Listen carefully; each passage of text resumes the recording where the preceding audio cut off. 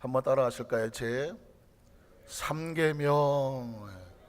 오늘 제 3계명이라는 제목으로 말씀의 은혜를 나누기를 원합니다. 출애굽기는 총 40장으로 되어 있다고 그랬죠. 1장부터 18장까지는 이스라엘 백성이 광야에서 어떻게 지냈는지 광야 생활이 나옵니다. 그리고 19장은 하나님께서 이제 말씀을 선포하고 계명과 율례와 법도를 너희에게 줄 거니까 너희가 준비하고 성결하게 하라. 말씀을 듣기 전에는 우리가 먼저 무엇이 필요하냐면 준비가 필요하죠. 성결함이 필요합니다. 하나님의 말씀을 받는데, 그래서 하나님께서 3일 후에 내가 너희에게 말씀을, 계명을, 율법을 선포할 것이니까 너희는 옷을 빨고, 옷도 빨라고 말해요. 마음을 거룩하게 하고 너희 안에 더러운 것을 다 제거하고 하나님이 임재하시기에 부족함이 없도록 준비하라는 것입니다. 그러니까 말씀이 우리 안에 들어온다는 것은 하나님이 들어온다는 것이고 하나님의 영이 들어오는 건데, 우리의 마음에 이 성소를 준비하고 받아야 되지 않겠습니까? 그 전에 제가 있었던 어떤 교회에 어떤 성도님들이, 한 분은 권사님이고 한 분은 안수집사님이었는데, 목사님, 저는요 주일을 이렇게 준비합니다. 그래서 어떻게 준비하시냐 했더니, 주일날 전에 옷을 딱 입을 옷을 정해놓고 구두를 싹 닦아놓고 주일 아침에 목욕을 하고 샤워하겠죠. 속옷도 갈아입는다네. 그러면서 하나님 앞에 아주 청결한 모습을 나오려고 최선을 다하는. 저는 나는 그렇게 하나? 그때 제가 은평구에서 의정부 출근할 때니까 뭐 새벽 4시에 나와서 뭐 차 타고 가기도 정신없고 지하철 타고 버스 타고 뭐 어쩌고 저쩌고 할 때니까, 와, 난 그렇게 하나? 제 자신을 돌아봤던 적이 있었어요. 한 집에 신방을 갔더니 권사님이 대리미질을 하고 있어. 뭘 대리나 그랬더니 손수건 밑에 1,000원짜리 10,000원짜리 놓고 돈을 대리고 있어. 뭐 하시는 거냐 했더니 이건 헌금 드릴 거라는. 나는 대리미로 데려서 헌금 드려봤다. 손 드시는, 손 드니까 조금 내가 손 들까 말까 했는데 손 드시는 분 계시는데, 그 이야기는 사실 뭐 대리미로 데려서 드린 돈이나 안 데려서 드린 돈이나 뭐 가치는 뭐 달라지지 않아요. 근데 저는 가슴이 뜨끔하더라고요. 이야, 이 권사님은 지금 하나님 앞에 뭘 어떻게 좀 특별하게 할까 하는 마음이 보이는 거죠. 뭐 돈의 가치가 왔다 갔다 하는 게 아니라, 그렇게 하나님 앞에 나아가는 그 예배의 중심을 위해서 헌신하는 성도들이 오히려 서로에게 도전을 주더라는 것이죠. 하나님께서 그렇게 말씀하셨거든요. 내가 너희에게 임재하여 말씀을 설파할 때니 너희는 3일 동안 준비하래. 3일 동안 준비하고 하나님의 임재를 기다리라. 말씀을 받으라는. 그리고 선포되는 말씀이 바로 출애굽기 20장부터 십계명이 선포되는 것입니다. 내 앞에 다른 신을 두지 말고 우상을 숭배하지 마라. 그러면서 이제 세 번째는 뭐가 나오냐면 하나님의 이름에 대한 말씀이 나오고 있는 것입니다. 이름이 무슨 뜻일까요? 이름. 제가 이름이 뭐 아는 단어지만 이름을 사전에는 뭐라고 정의할까? 사전을 한번 찾아봤어요. 이름이 무슨 뜻일까? 그랬더니 어떤 사물이나 단체를 다른 것과 구별하여 부르는 일정한 칭호다. 어떤 사물이나 단체를 서로 다른 것과 구별하기 위해서 부르는 일정한 칭호를 이름이라 한다. 사람의 이름은 사람의 성 뒤에 붙여서 그 사람을 다른 사람과 역시 구별하여 부르는 명칭이다. 서로 부를 때에 구별하기 위해서 부르는 명칭이라는 것이죠. 그래서 가끔씩 같은 이름이 나오면 항상 그 옆에다가 동명이인 또는 김철수 1, 2 구별을 해야 이름이 될 수가 있는 거죠.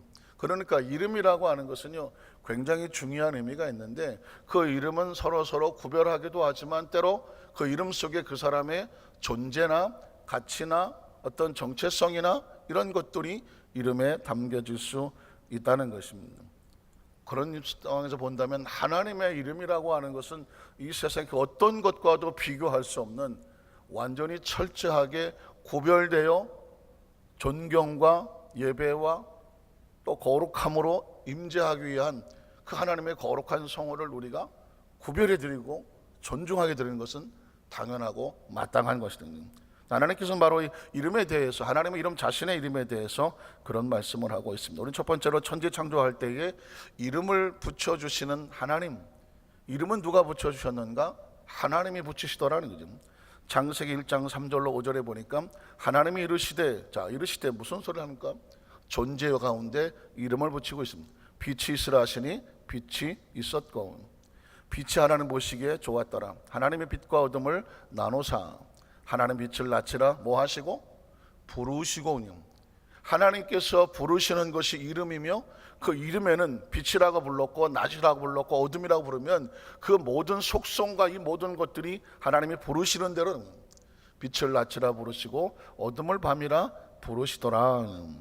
창세기 1장 26절 28절에 보니까 하나님이 이르시되 우리 형상을 따라 우리 모양대로 우리가 무엇을 만들고? 사람이라고 하는 단어는 아담아, 진흙이라는 뜻인데 진흙으로 만들겠다는 것이거든요. 그러니까 하나님께서 사람이라고 구별하여서 붙인 이름은 바로 하나님께서 우리를 사람이라고 부릅니다. 우리가 서로 뭐 존재하는, 우리가 누굴까? 우리가 사람이구나 할 때 그 사람의 호칭은 어디서부터 왔느냐면 하나님으로부터 온 거죠. 우리가 사람을 만들고 그들로 바다의 물고기와 하늘의 새와 가축과 온 땅과 땅에 기는 모든 것들을 다스리게 하자 하시고, 하나님이 자기 형상과 하나님의 형상대로 사람을 창조하시되 남자와 여자를 창조하시고, 하나님이 그들에게 복을 주시며 하나님이 그들에게 이르시되 생육하고 번성하여 땅에 충만하라. 땅을 정복하라. 바다의 물고기와 하늘의 새와 땅에 움직이는 모든 생물을 다스리라 하시니라. 사람이란 뜻에는 사람을 호칭했을 때 이 모든 것들을 할 수 있는 능력이 사람 안에 담기도록 부어 주신 것입니다. 그러니까 창조라고 하는, 하나님께서 창조하신 것이고 이름을 붙여주신 것은 그 안에 능력이 있고 존재가 있고 속성이 있고 정체성이 있고 의미가 있는 것입니다. 혹시 김춘수의 꽃이라고 하는 시를 기억하시나요? 제가 어렸을 때 뭐 외웠던 건데 한번 가만히 문득 생각해 봤습니다. 왜냐하면 이름이라고 하는 의미에 담겨진 시 중에서 꽃이라는 시만큼 아름다운 것도 없죠.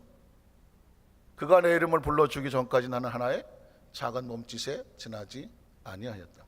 그가 내 이름을 불러주었을 때 나는 그에게로 가서 꽃이 되었다.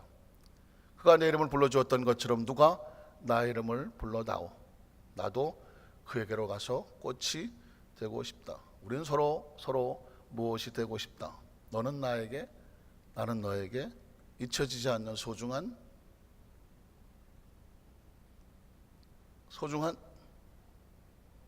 의미가 되고, 꽃이 되고 싶다. 제목이 꽃이니까 그래서 그런 대답이 나올 줄 알았어요.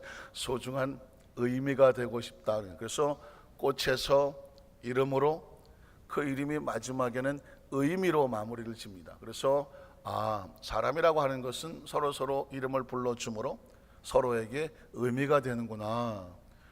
왜 이 시를 소개하냐면, 만약 하나님께서 우리를 한 사람 한 사람 이름을 내가 너를 지명하여 불렀나니, 한 사람 한 사람 이름을 불러서 너는 내 아들이다, 내 딸이다, 내 것이다 라고 불러줬을 때 우리가 비로소 하나님 안에서 존재하는 의미가 있다는 것입니다. 두 번째로 하나님께서는 아담을 통해서 생물들의 이름을 짓게 하셨습니다. 참 재밌는 상황이죠. 하나님께서 우주 만물의 이름을 지어놓고 생물의 이름은 아담의 네가 지어라 그래요. 네가 지어라. 창세기 2장 18절에 보니까 야훼 하나님이 이르시되 사람이 혼자 사는 것이 좋지 아니하니 내가 그를 위해서 돕는 배필을 지으리라니. 돕는 배필을 짓겠다고 말했습니다. 그리고 19절에 보니까 야훼 하나님이 흙으로 각종 들짐승과 공중의 각종 새를 지으시고 아담이 무엇이라고 부르나 그래요. 아담이 무엇이라고 부르나 보시려고 왔습니다. 그것들을 그에게로 이끌어 가시니 아담이 각 생물을 부르는 것이 곧 그 이름이 되었다는 겁니다. 부르는 것이 굉장히 중요한 것입니다. 이건 나중에 4차원의 영성까지도 연결이 되어지는데, 하나님께서 이 아담이 뭐라고 부르나? 근데 그 부르는 것이 그의 이름이 됐다는 얘기는 그의 속성이 되고 존재가 되고 의미가 됐다는 것을 볼 수가 있습니다. 자, 그래서 그 다음 절에 보면 아담이 모든 가축과 공중의 새와 들의 모든 짐승에게 이름을 주더라.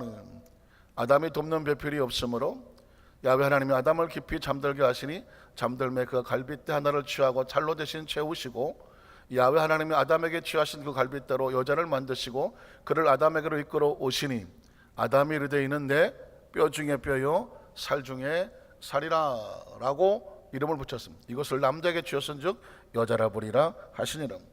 자, 아담이 부르는 것이 그의 이름이 되었다고 말하고 하나님께서는 아담이 뭐라고 이름을 붙이는지를 보시기를 원하셨다고 말하죠. 그러니까 사람의 입에서 나오는 그 고백 하나, 언어 하나, 선포 하나가 굉장히 중요한 의미와 능력과 은총이 있다는 것이죠. 여러분 기억하십니까? 잠언성경에 보면 그 사람이 어떤 사람인지를 알려고 하면 그 사람의 입술의 고백을 들어봐라. 대저 그 위인이 어떠한즉 그 사람의 말과 같다라고 말하는 것은 그냥 서투로 나오는 말이 아니라 그 속에 있는 가치, 교양, 그 사람이 가지고 있는 지식, 경험, 생각, 의도, 그 사람이 가지고 있는 그런 꿈과 비전, 이 모든 것들이 이 언어를 통해서 고백이 되어지는데 그 중에 많은 것들은 이름이 되는 거죠. 부르는 것이 이름이라고 말했으니까 우리 입술에서 말 한마디가 어떤 상황에서는 그 상황에 붙여지는 이름과도 같아요. 그래서 우리 입술의 말 한마디 한마디가 얼마나 중요한 의미를 가지고 있고 열매가 나타나느냐. 악한 사람은 악한 입술을 통해서 악한 열매가 나타나지만 선한 사람은 선한 입술을 통해서 선한 열매가 나타난다. 사람은 그 입술에 나오는 말로 인하여 복록을 누린다. 그 입술의 말로 잘 되어지기도 하고 안타깝지만 잘 되지 못하기도 한다. 그 사람이 그 입술의 말에 묶였다. 죽고 사는 것이 어디에 달렸더라? 혀에 달렸더라. 그러니까 그냥 말이라고 생각하는 것이 아니라 그 말이 나가는 순간 그 어떤 상황에는 이름이 될 수가 있고 존재가 될 수 있습니다. 1970년도쯤 기억이 되는데요. 조 목사님 영어 설교책을 제가 보다가 보니까 그때 70년대 책이에요. 근데 그 영어 성경에 영어 설교책의 첫 장에 보니까 새해가 되면서 1월 1일인데 가장 먼저 할 것은 뭐냐면 매일매일 그날의 이름을 선포하기, 그런 설교 제목이 있었습니다. 자, 오늘은 나에게 축복의 날이라. 이름을 선포해줘. 이름을. 오늘 무슨 날인가요? 축복의 날입니까? 오늘 또 어떡하지 하는 날이거든요. 하루 종일 어떡하지 할 거예요. 오늘 우리 예루살렘 성가등 오늘 아침에 새벽 예배 나가서 찬양 인도하는 날이다. 제목이 오늘은 찬양의 날이야. 그러니까 오늘 하루는 찬양의 날에 이름이 붙었으니까 하루 종일 운전을 하시든지 왔다 갔다 하시든지 무엇을 하든지 그 입에서 찬양의 날에 이름을 붙였으니까 붙인 대로 입에서 무엇이 나와요? 찬양이 나오기를 축복합니다. 힘들어냐. 새벽부터 잠도 못 자고 하루 종일 이런 날이 아니라 오늘 나에게는 축복의 날이고 기적의 날이고 은혜의 날이고 서로 인사하게 하고 하는 이유가 뭔지 아십니까? 그 입에 나간 말로 인하여 이름을 붙여주면 그 이름이 존재가 되고 가치가 되고 속성이 되더라는 것입니다. 성공하는 사람은 무엇이 다르는가? 그 입술의 말이 전혀 달랐습니다. 그 입술의 말이 그 사람을 이끄는. 그래서 여러분 그런 말을 하잖아요. 사람이 말을 하지만 말이 사람을 이끌어간다는 거죠. 왜냐하면 말이 아니라 이름인 거예요. 말이 아니라 이름을 선포하니까 그 이름이 그 사람의 존재를 이끌어 가더라는 거죠. 이게 바로 성경 속에서 나타나는 하나님의 능력의 속성입니다. 그래서 마지막 세 번째로 성경 속에 나타나서 하나님의 이름을 부르게 하셨는데 그냥 하나님하고 하나만 부르는 것이 아니라 하나님의 이름 속에 담겨진 존재와 속성과 능력과 가치와 상상할 수 없는 것들이 계속 드러나고 있는 거죠. 기억하신 것처럼 창세기 20장 14절에 보면 아브라함이 그 땅 이름을 야훼 이레라 하였다. 여러분 너무 기억을 잘 하시죠? 뭐 하시는 하나님? 예비하시는 하나님, 준비하시는 하나님. 아브라함이 그 땅 이름을 야훼를 하였으므로 오늘날까지 사람들이 이기를 야훼 산에서 뭐하리라? 준비되리라. 야훼 이레를 아는 사람과 하나님 이름을 아는 사람과 그 이름을 부르는 사람과 모르는 사람, 부르지 못한 사람은 운명적인 차이가 있는 거죠. 우리는 야훼 하나님을 믿습니다. 그분이 준비하시리라. 믿으십니까? 이 하나님을 믿었던 사람과 믿지 못한 사람이 바로 가나안 땅을 들어가느냐 못 들어가느냐의 운명이 달라진 거죠. 가나안 땅은 야훼 이레인 것입니다. 하나님이 예비해 놓고 400년 만에 이스라엘 백성의 이제 때가 됐으니까 예비한 땅으로 가자 합니다. 그런데 그 땅 앞에 와서 10명의 정탐꾼들은 야훼 이레를 모르는 거예요. 하나님이 준비했다는 것을 모르고 하나님 우리를 죽이려고 끌고 왔다고 말하는 거죠. 왜? 하나님이 야훼 이레를 모르면 죽이려고 끌고 왔다고 생각하는 거죠. 아브라함이 이삭을 데리고 모리아산 꼭대기에 올라갈 때 야훼 이레를 몰랐으면 하나님은 내 자식을 죽이려고 하는구나, 도망을 쳤겠죠. 당연히 도망갑니다. 그런데 이 아브라함이 그런 고백을 하잖아요. 하나님이 자기를 위해서 친히 제물을, 양을 준비하시리라. 그게 야훼 이레인 거예요. 눈에는 안 보이고 귀에는 안 들리고 손에 잡히지 않고 내 앞길이 칠흑같이 어렵다고 할지라도, 많이 들어보셨죠? 누구한테 들으셨나요? 조 목사님 18번 아닙니까? 눈에는 안 보이고 귀에는 안 들리고 손은 하시잖아요. 그게 무슨 말인가 그랬어요. 내 눈에 지금 당장 보이지 않더라도 아브라함처럼 이삭을 이끌고 모리아산 올라가는데 양이 어디 있어요? 보이지도 않는데. 그러나 그가 준비하시리라. 아들아 염려하지 마라. 그가 준비하시리라. 그리고 올라간 거예요. 했더니 하나님이 준비해 놓으셨잖아요. 그래서 준비한 것은 믿음으로 보는 거지 이 눈깔로 보는 게 아니라니까. 가나안 땅은요, 이 눈깔로 보는 게 아니에요. 10명이 눈깔로 40일을 뒤집고 보고 와서 한다는 소리가 안 된다고 말한 것이거든요. 그러나 여호수아 갈렙은 말하기를 똑같이 봤지만 그들은 눈으로 본 걸 이야기하지 않습니다. 야훼께서 우리를 기뻐하시면 그가 우리를 그 땅으로 인도하여 들으시리라. 믿으십니까? 이게 야훼 이레예요. 하나님이 준비하신다. 오늘 하루도 눈으로 보면은 잘 안 보일지도 몰라요. 귀로 들리면 잘 안 들리고요. 마음으로 생각하고 이 머리로 아무리 계산을 해도 안 되는데 라는 것이 있을 수도 있습니다. 그러나 기억하십시오.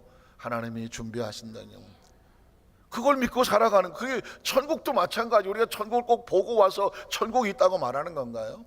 그가 준비하시리랑 예수님 말씀하셨잖아요. 내가 아버지께로 가면 내가 가서 너를 위해서 처소를 준비하고 예비하고 다시 와서 너희를 나 있는 곳으로 인도하리라. 그것이 영원히 나와 함께. 천국은 믿음으로 가는 거지 눈으로 보고 가는 것이 아니잖아요.